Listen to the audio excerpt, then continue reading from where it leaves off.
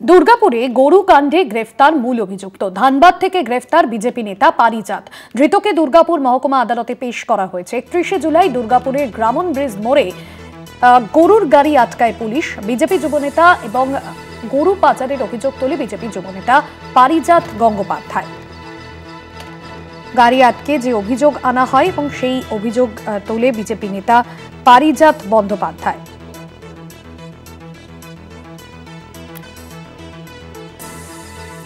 দুর্গাপুরে এই ধানবাদ থেকে গ্রেফতার করা হয় বিজেপি নেতা পারিজাতকে।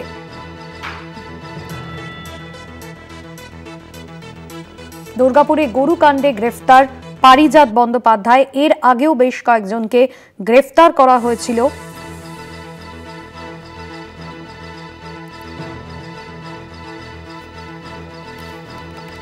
ধানবাদ থেকে গ্রেফতার বিজেপি নেতা, ধৃতকে দুর্গাপুর মহকুমা আদালতে পেশ করা হয়। সঞ্জীব সুই রয়েছেন আমাদের প্রতিনিধি ফোন লাইনে। সঞ্জীব, ঠিক কি অভিযোগ রয়েছে এই বিজেপি যুবনেতার বিরুদ্ধে?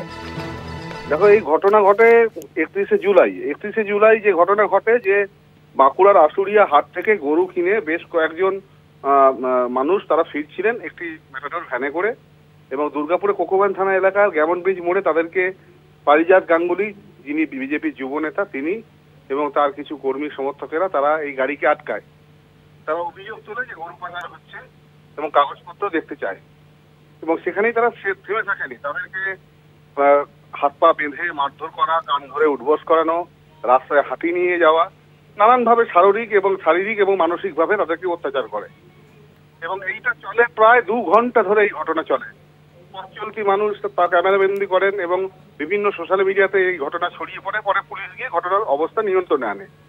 কিন্তু তারপর থেকে সেদিনই বিকেলবেলা জেলা সভাপতি নরেন্দ্রনাথ চক্রবর্তী তিনি অভিযোগ দায়ের করেন কোকোবান থানায় যে যারা যারা এই অমানবিক ঘটনা ঘটিয়েছে তাদেরকে কিন্তু ইমিডিয়েট অ্যারেস্ট করতে হবে। তারপরেই গ্রেপ্তারের প্রক্রিয়া শুরু হয়। দফায় দফায় প্রায় 9 জনকে গ্রেপ্তার করা হয় গতকাল পর্যন্ত।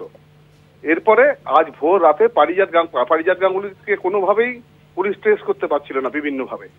তারপরে এতদিন পরে গতকাল ভোর রাতে তাকে ধানবাদ থেকে গ্রেপ্তার করা হয় এবং নিয়ে এসে দুর্গাপুর আদালত ভবনের নিচে যে কোর্ট লকআপ রয়েছে সেখানেই তাকে রাখা হয়েছে। তাকে আদালতে তোলা হবে।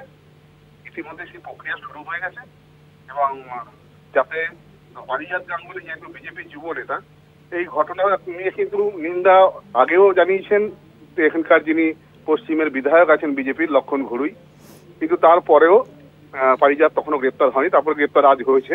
আমরা আজকেও তাদের প্রতিক্রিয়া নেব, তাদের কি অভিমত। তো এখন এটাই দেখার, পুলিশ তো হেফাজতে নিতে চাইছে পারিজাত গঙ্গোপাধ্যায়কে, যে কি কারণে এই ঘটনা ঘটানো হয়েছিল। তো সেই কারণেই পুলিশ পারিজাতকে হেফাজতে নেবে, তাকে আদালতে তোলা হবে এবং প্রচুর পুলিশ বাহিনী মোতায়েন করে রাখা হয়েছে যাতে পারিজাতকে কোর্টে তোলার সময় কোনো রকম অপ্রীতিকর ঘটনা যাতে না ঘটে। একদমই ধন্যবাদ সঞ্জীব।